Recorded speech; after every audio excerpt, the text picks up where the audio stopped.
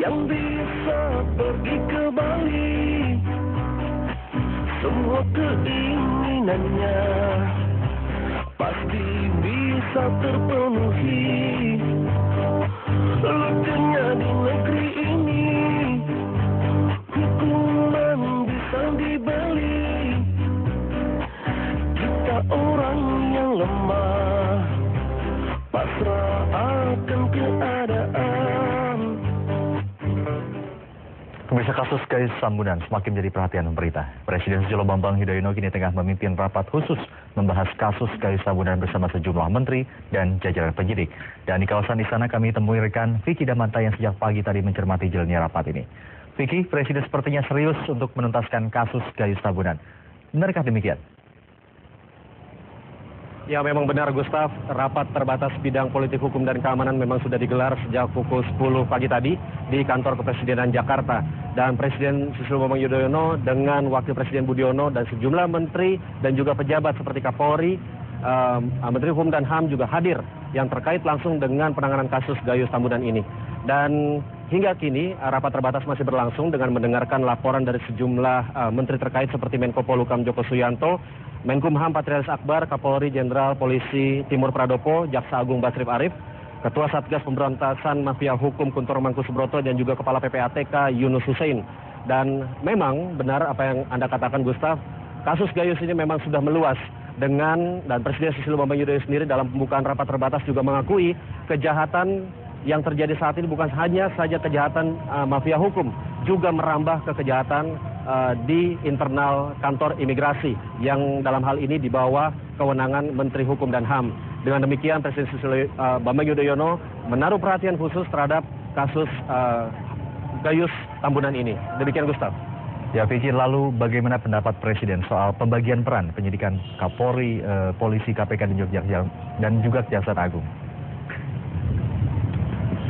Ya, baik, Gustaf, memang rapat terbatas yang digelar hari ini memang bukanlah rapat terbatas yang sebenarnya baru dilakukan. Sebelumnya rapat-rapat terbatas yang juga mengagendakan seputar penegakan hukum memang sudah dilakukan, dan Presiden Susilo Bambang Yudhoyono tetap menginstruksikan kepada pejabat-pejabat terkait seperti Kapolri, Jaksa Agung, dan juga Menteri Hukum dan HAM sendiri untuk dengan tegas untuk menindaklanjuti atau menindak tegas menghukum oknum-oknum yang terlibat. Namun dalam pembukaan rapat terbatas ini Presiden masih menyayangkan bahwa hingga saat ini terutama dalam kasus Gayus Tambunan masih terdapat keterlibatan dari oknum-oknum internal institusi masing-masing, seperti halnya Jaksa Sirus Sinaga sampai dengan petugas imigrasi yang terlibat dalam sindikat pembuatan paspor palsu atas nama Sony Laksono yang meloloskan Gayus Tambunan keluar negeri seperti Makau, Kuala Lumpur, dan Singapura. Dan pembagian ini sendiri pun juga sepertinya Presiden akan memberikan instruksi yang tidak jauh berbeda, yakni pembenahan di internal dengan penindakan tegas terhadap oknum-oknum yang terlibat untuk tetap terus dilakukan. Selain juga berkoordinasi dengan badan-badan seperti KPK, Komisi Pemberantasan Korupsi, dan juga Satgas Pemberantasan Mafia Hukum. Namun memang, Gustaf, diakui, Presiden sendiri pun juga mengakui bahwa Presiden sendiri juga tidak bisa untuk mengintervensi langsung kepada aparat-aparat lembaga penegak hukum seperti Jaksa Agung dan juga Kapolri. Ini pula lah yang mendasari kekecewaan SBY masih ditemukannya sindikat-sindikat yang melibatkan internal di institusi masing-masing seperti Kapolri dan Jaksa Agung. Demikian, Gustaf. Baik, Vicky, terima kasih. Selamat bertugas kembali. Pemirsa, Vicky Damanta melaporkan langsung dari kawasan Istana Merdeka, Jakarta. Pemirsa, sementara itu Kementerian Hukum dan Hak Asasi Manusia menonaktifkan 6 pejabat imigrasi. Mereka diduga terlibat meloloskan Gayus Tambunan pelesiran ke luar negeri. Menteri Hukum dan HAM Patrialis Akbar mengatakan nonaktifan ke-6 petugas imigrasi dilakukan hari ini. Mereka dinonaktifkan terlebih dahulu agar bisa diperiksa lebih lanjut oleh polisi. Patrialis tidak merinci siapa saja pegawai yang dinonaktifkan. Namun Patrialis menjamin Kemenkumham akan terbuka dan tak akan melindungi pejabatnya yang diduga melakukan tindak pidana.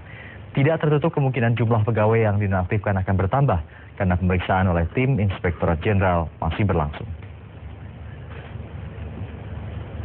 Sementara itu, pemirsa, Mabes Polri hari ini kembali memeriksa istri Gayus Tambunan, Milana Anggraini. Ibu 3 anak ini diperiksa sebagai saksi kasus pemalsuan paspor suaminya. Milana datang dengan 3 orang kuasa hukumnya dan langsung masuk ke ruang penyidik. Belum jelas kemana arah penyelidikan Milana Anggraini. Polisi menduga Milana mengetahui proses pemesanan paspor palsu. Milana diduga juga mengetahui proses pembayaran paspor palsu atas nama Sony Laksono yang digunakan Gayus Tambunan. Mabes Polri telah menetapkan Gayus dan calo paspor bernama Ari sebagai tersangka pemalsuan paspor. Gayus disebut-sebut merogoh kocek nyaris 1 miliar rupiah untuk mendapatkan paspor tersebut. Namun pengacara Milana Anggraini, Hotma Sitompul, menyebut ongkosnya di bawah 200 juta rupiah. Pemirsa, nama Milana Anggraini, istri Gayus Tambunan, akhir-akhir ini begitu sering disebut. Milana diduga selalu mendampingi Gayus selama pelesiran ke luar negeri dan juga mengantongi rahasia besar Gayus Tambunan. Namun polisi tampaknya masih kesulitan untuk menemukan kesalahan Milana. Apakah Milana selidkin suaminya?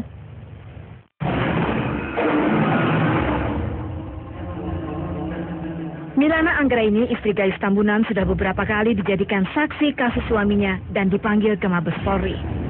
Milana diduga mengetahui persis bagaimana suaminya keluar masuk tahanan dan sempat melalang buana ke Singapura, Makau, dan Kuala Lumpur. Ya tentu terkait dengan apa yang sudah kita ketahui semua kaitan sama kepergian ya saudara Gayus Tambunan ke luar negeri, tentu kan itu. Karena dari daftar manifest itu kan juga terdapat ya, selain terdapat nama Sony Laksono juga terdapat yang kita juga adalah nama Gayus Tambunan. Secara hukum, Milana memang tidak bisa dijadikan tersangka kasus suaminya. Secara hukum, Milana juga tidak bisa menjadi saksi yang memberatkan suaminya. Namun sejumlah pakar hukum menilai cukup mudah menjerat Milana. Sebagai mantan pegawai negeri golongan 3B dengan gaji 5,6 juta rupiah per bulan, Milana tidak akan mungkin punya dana miliaran rupiah di rekeningnya. Polisi tinggal menemukan dugaan tersebut, apalagi bila dana tersebut mengalir dari rekening suaminya. Milana diduga bisa dijerat pasal pencucian uang. Ya memang banyak hal-hal yang perlu dicari ya. Prinsipnya kan tim telah masuk kepada fase penyidikan ya. Jadi sudah berupaya mengumpulkan fakta-fakta hukum yang diperlukan di dalam proses pengembangan kasus ini ya. Jadi tentu apa yang diketahui yang bersangkutan perlu dicermati oleh penyidik kita terkait masalah kepergian, terkait dengan kepemilikan paspor dan sebagainya. Polisi rupanya mempunyai agenda lain. Milana kemungkinan akan dipojokkan dengan dugaan terlibat pemalsuan paspor Gayus yang digunakan ke luar negeri. Apakah polisi mampu menjeratnya? Kita tunggu. Tim Liputan RCTI melaporkan.